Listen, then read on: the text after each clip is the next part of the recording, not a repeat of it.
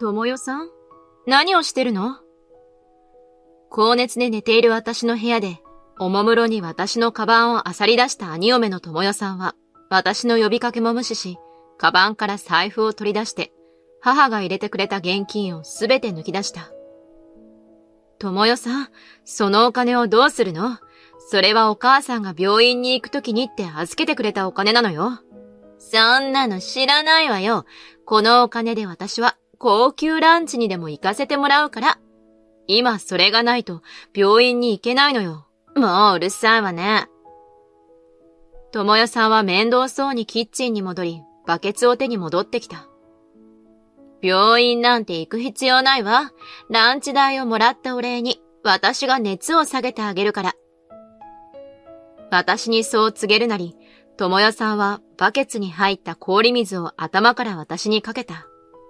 キャッあはは、これで熱も下がるんじゃない？よかったわね。じゃ、私はランチに行ってくるから。朦朧とする意識の中で最後に見たのは、高笑いしながら部屋を出ていくともよさんの姿だった。私はしおり、31歳。あまり結婚願望がなく、実家で両親と1歳上の兄の週一と暮らしている。仕事も在宅なので、あまり外に出ることもないが、この生活にも特に不満はなかった。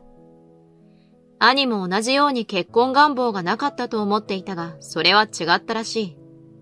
昨年、突然合コンで知り合ったともよさんという7歳下の女性を連れてきて、結婚すると言い出した。両親も兄の結婚を喜び、二人はあっという間に入籍した。入籍後、ともよさんはうちの実家での同居を提案してきた。私、結婚したら専業主婦になるって決めてたんです。だから少しでも節約したくて。お父さん、お母さん、しおりさん、私たちもこの家で同居させてもらってもいいでしょうか。兄がいなくなるのを寂しく感じていた両親も、ともよさんの提案には大喜びだったが、心配だったのは家の狭さだった。母が心配してともよさんに尋ねる。私たちも同居してもらえるのは嬉しいけど、でもうちは2世帯用に作られているわけじゃないし、部屋も週1の部屋しか余ってないのよ。それでもいいの？もちろんです。この先子供ができたりしたら、お母さんと一緒の方が安心ですし。それにしおりさん、30歳過ぎならそろそろ結婚して家を出ていくんじゃないですか？私はちょっと気まずくなって答える。ごめんね。私はまだ結婚の予定とかないの。実は私、あんまり結婚願望もなくて。そうなんですか？結婚願望がないって、ずーっとこの家に居座るつもりなんですか？お父さんもお母さんも、私の気持ちは分かってくれてるから、それでいいって言ってくれてもいて。そんな人いるんですね。25歳の若さで結婚したともよさんには、私の考えは理解できなかったかもしれない。ともよさんは私が実家を出る気がないことに不満そうだったものの、家賃を浮かせるため同居する意思は変わらないようだった。そしてともよさんは結婚後実家で同居を始め、宣言通り専業主婦となった。兄はもちろん、両親もまだ外に働きに出ていたため、平日の昼間は在宅の私とともよさんの二人っきりになることが多かった。ともよさん、これからよろしくね。しおりさん、こちらこそよろしくお願いします。以前はあのように突っかかってきた彼女だったが、にっこりと挨拶してきてくれたことで、私は彼女を受け入れようと思い始めた。ともよさんはその後も私に対して明るく接してくれて、兄もそんな私たちを見て安心していた。ともよとしおりが仲良くなってくれて嬉しいよ。はじめはちょっと心配だったけど、これで俺も父さん母さんも安心して仕事に行けるよ。兄と両親もともよさんを完全に受け入れる気持ちになり、私もこのまま平和な同居生活が続くと思っていた。しかし、しばらくするとともよさんは、私に対して次第に見下す態度を取るようになっていく。ある日、みんなが仕事に出た後、私はともよさんから尋ねられた。しおりさんって、お母さんからお金もらってるんですね。前の日、仕事で急遽資料が必要になって買い物に行く際に、母から現金を受け取っていた様子を智代さんは見ていたのだろう。この頃、私は自分で現金を使うこともないため、現金を下ろす習慣がなかった。給料の半分以上は家に入れていたため、そのように急に現金が必要になった時は、母からもらうこともあったのだ。そのことを智代さんに伝えようと私が口を開こうとしたが、それより早く智代さんはまくし立ててくる。しおりさんって、いい年して結婚もしないで家でずーっと過ごしてるなんて、まるで引きこもりですよね。お金までせびってるなんて、むしろすねかじり？いや、親に寄生する寄生虫かしら。私は別にお金をせびっているわけじゃ。結婚願望がないとか言ってましたけど、娘がいつまでも結婚しないって、お父さんとお母さんはどう思ってるんでしょうね。父も母も、私には私の考えがあるからって納得してくれてるのよ。へえ、その言葉、真に受けてるんですか？親からしたら、娘がいつまでも結婚しないで生き遅れてるって恥ずかしいですよね。親不幸なことしてるって自覚もないなんて、しおりさんって鈍感なんですね。智代さんにそう言われ、だんだん私も自信がなくなってくる。確かに結婚願望がないのは私の勝手な考えだ。優しい両親は私の考えを尊重すると言って好きにさせてくれているが、本当は私に早く結婚して出て行ってほしいのかもしれない。暗い顔になった私を見て、智代さんはことあるごとに、娘が結婚しないことがいかに不幸なことかを責め立ててくるようになった。しおりさん、私今日はちょっと疲れちゃったんで、掃除と洗濯お願いしていい？でも私も仕事が。しおりさん、自分の立場わかってる？私がいなかったら、お父さんとお母さんは、子供二人とも結婚できない、子育て失敗のダメ親ってことになるのよ。それ、どういうこと？だから、あんな何の取り柄もない修一さんと結婚してやった私にもっと感謝しろって言ってるの。修一さんが結婚するって言った時のお母さんたちの喜びようを見たでしょ？確かに、思い返してみれば兄が結婚した時、両親は今までにないくらい嬉しそうにしていた。私の様子を見て、智代さんは得意げに続ける。しおりさんみたいな生き遅れの娘がいるから、息子だけでも結婚してくれてほっとしたんでしょうね。私は若いしいくらでも相手はいるんだから、大事にされないならこんな家出て行ったっていいのよ。あまりにもひどい言い分だったが、結婚せずに実家にいる負い目でいっぱいだった私は、智代さんに何も言い返すこともできず、智代さんに言われるがままに家事を引き受けるようになった。智代さんは私に家事をやらせていることを兄と両親には巧みに隠し、さも自分がすべての家事をやっているかのように振る舞っていた。しおりさん、今日の昼ご飯って何？お腹空いたんだけど。仕事をしている私の部屋にやってきてそう尋ねる智代さんに、私は遠慮気味に答える。智代さんは専業主婦なのよね。だったらせめて自分のお昼ご飯は自分で作ったらどうかしら。は？家にいるのはしおりさんも一緒でしょ？それに、家族への貢献度で言ったら、嫁に来てやった私の方がよっぽど貢献しているわよね。実家に帰省しているしおりさんは、もうちょっと私に尽くすべきでしょ？智代さんは、それからも私が仕事をしていてもお構いなしに、私に用事を言いつけてくるようになった。私はそんな智代さんとの生活に、徐々にストレスを感じるようになっていった。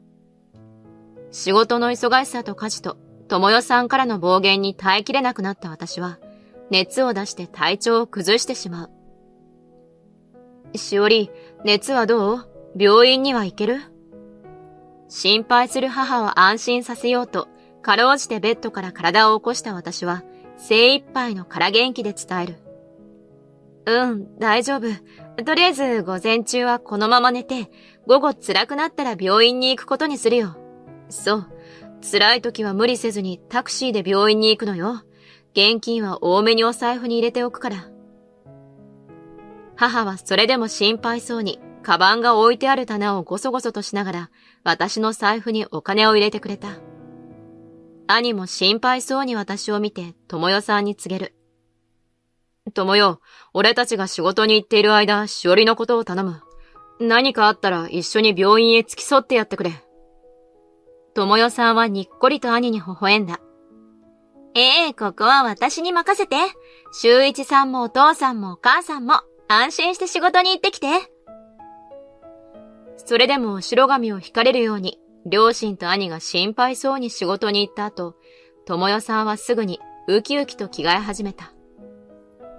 数分後、めかし込んだ格好で私の部屋にやってきた智代さんは、おもむろに私のカバンを漁り出す。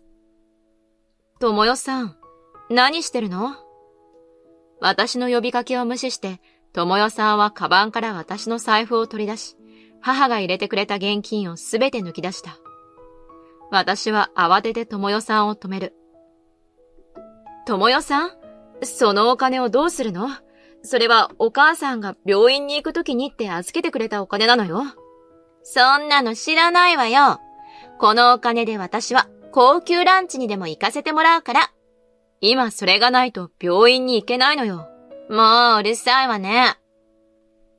智代さんは面倒そうにキッチンに戻り、バケツを手に戻ってきた。病院なんて行く必要ないわ。ランチ代をもらったお礼に私が熱を下げてあげるから。私にそう告げるなり、智代さんはバケツに入った氷水を頭から私にかけた。きゃっははは、これで熱も下がるんじゃない？よかったわね。じゃ、私はランチに行ってくるから。朦朧とする意識の中で最後に見たのは、高笑いしながら部屋を出ていく智代さんの姿だった。私が目を覚ますと、見知らぬ天井が視界に入る。ここは、周りを見ると、ベッドの横には心配そうに両親と兄が立っている。目を覚ました私の手を取って母が告げる。よかった。目を覚ましたのね。ここは病院よ。倒れているあなたを救急車で運んできてもらったの。兄も心配そうに私を覗き込む。母さんたちから連絡をもらった時は驚いたよ。智代にも連絡をしたんだけど、全然電話が繋がらないんだ。留守電話残したからすぐに来ると思うけど、一体何があったんだ？それは、私が話そうとした瞬間、病室のカーテンが開き、飛び込んできたのは智代さんだった。しおりさん、大丈夫？智代さんは大げさに叫びながら私に駆け寄った。そんな智代さんに父は冷静に尋ねる。家にもいず、週一からの電話にも出ずに、一体どこに行っていたんだね。しおりさんの薬を買いに行ってたんです。じゃあ、しおりが水まみれだったのは、一体どういうことだ？それは、熱で朦朧としたしおりさんが氷水でもかぶったんじゃないですか？まったく、呆れたもんだな。今まで我慢してきたが、もう限界だ。ため息をつきながらつぶやいた父を見て、智代さんは嬉しそうに告げる。ですよね。結婚もせずに生き遅れて迷惑ばかりかけるしおりさんには、ほんと呆れますよね。我慢なんかしないで、さっさと家から出した方がいいんじゃないですか？呆れているのは君にだよ、智代さん。え？父の言葉に智代さんは固まる。今の発言で、君の言葉が嘘なことはよくわかったよ。待ってください。何を根拠にそんなことを。根拠はこれだ。父は智代さんにスマホの画像を見せた。そこには私の部屋が映っている。これって。驚く智代さんに母が告げる。高熱のしおりを一人で残すのが心配だったから、昔使っていたペット用の見守りカメラをしおりの部屋にセットさせてもらったの。職場で確認していたら、智代さんがしおりの財布からお金を抜き出したから驚いたわ。あれはしおりさんの薬を買おうと思って。弁解するしおりさんの言葉を父がピシャリと遮る。じゃあ、その後のこれはどう説明するんだ？父は怒りに震えながら、智代さんがバケツに入った氷水を頭から私にかける瞬間の映像を見せる。なんだよこれ。兄も映像を見て愕然としている。父は息を整えて説明し始める。意識を失ったしおりを見て、私と母さんは慌てて仕事を早退して家に戻ったんだよ。しおりはますます熱が上がって、体の震えも止まらない状態だった。私たちは慌てて救急に連絡して、この病院に運んでもらったんだ。黙り込んだ智代さんを見て、父が冷たく告げる。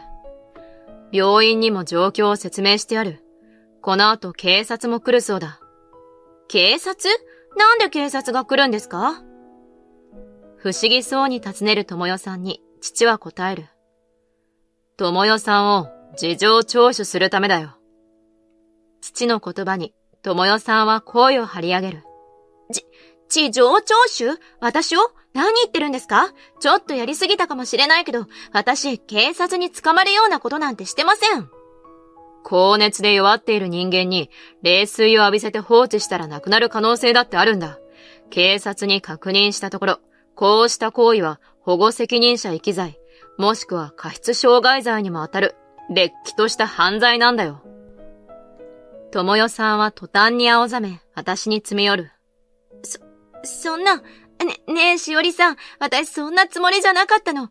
あなたなら私が捕まったら家族がどんなに困るかわかるでしょ？まさか大事な家族を訴えたりしないわよね。以前智代さんが言っていた。私がいなかったら、お父さんとお母さんは子供二人ともが結婚できなかった子育て失敗のダメ親になる。との言葉を思い出してしまい、躊躇してしまう。すると、私に代わって兄が口を開いた。優しいしおりが許しても、俺は許さない。しおりは俺たちの大事な家族なんだよ。そのしおりを傷つけて、命を脅かす智代のことは、もう家族とは思えない。修一、何を言い出すのよ。結婚もせずにいつまでも親のすねをかじっているしおりさんなんて、家族のお荷物じゃない。しおりさんなんかより、嫁に来てやった私の方が、お父さんもお母さんも大事なはずよ。智代さんの言葉に母が反論する。しおりはお荷物でもすねかじりでもないわ。しおりは給料の半分以上を家に入れてくれていて、常に私たちのことを気遣ってくれている優しい子よ。そんな娘をないがしろにする智代さんの方が家族にとって有害よ。母の言葉に兄もうなずきながら告げてくる。家族を危険にさらすような人とこれ以上一緒に暮らすことはできない。離婚してくれ。離婚？離婚と聞いて、智代さんは一層青ざめ、私にすがりついた。しおりさんなら私がこの家族に必要なことは分かってるわよね。しおりさんからみんなを説得して。今までの私なら、智代さんの言葉に揺れていただろう。しかし、両親と兄の言葉を聞き、自分がいかに家族に大事に思われていたかに気づいた私は、もう迷うことはなかった。私も、お父さんお母さんや兄さんに同感よ。うちの家族に智代さんが必要だとは思わない。きっぱりと告げる私を智代さんは驚いた顔で見ている。私は智代さんの言葉を待たずに続ける。大事なのは結婚しているかどうかじゃない。家族を敬い思いやる気持ちがあるかどうかよ。智代さんからは私に対しても兄や両親に対してもその気持ちが全く感じられないのよ。でも、私がいなくなったら。智代さんがいなくても私たち家族は大丈夫。私がこれからも両親を幸せにしていくから。力強く告げる私にひるみ、智代さんは何も言えなくなってしまった。仕方なく兄との離婚を了承した智代さんは、その後事情聴取を受けるため、病室に訪れた警察に連行されていった。両親と兄の勧めで私が被害届を出したことで、智代さんは過失傷害罪で罪に問われることになった。両親が提出した防犯カメラの映像も証拠となったようだった。私が被害届を出したことで逆ギレした智代さんは、反省の色が見られないと判断され、結局前科がついてしまうことになった。離婚後、一人になった智代さんはすぐに次の相手を探そうとし、結婚相談所に入会したが、そこで前科があることがバレ、お相手からも断られ、結婚相談所も退会させられたという。その後もなかなか結婚相手を見つけることはできず、今も一人寂しく暮らしているらしい。智代さんが家を出て行った後、私は家を出て一人で暮らすことを家族に伝えた。あの時の両親と兄の言葉で結婚しない自分を卑屈に思うこともなくなった分、私自身で独立した家庭を築くことを考えたからだった。別にわざわざ家を出ていくことはないじゃない。母はそう私を引き止めようとした。智代さんのやったことは許されることではなかったけど、でも私自身、ここでの生活に依存していないわけではなかったと思う。だから言い返せなかったのかも。しおりは家にもお金を入れていたじゃないか。お父さんたちはそう言ってくれるけど、これからは自分自身で生活していこうと思うの。私はそう言うと悲しそうな顔をする母を抱きしめて家を出た。一人暮らしをしだしてからもよく家族の様子を見に行っている。結婚してもしなくても家族を大事にすることはできるし、そのことで負い目を感じることなどないはず。私を受け入れてくれた両親や兄をこれからも私なりのやり方で大切にしていきたいと心に誓ったのだった。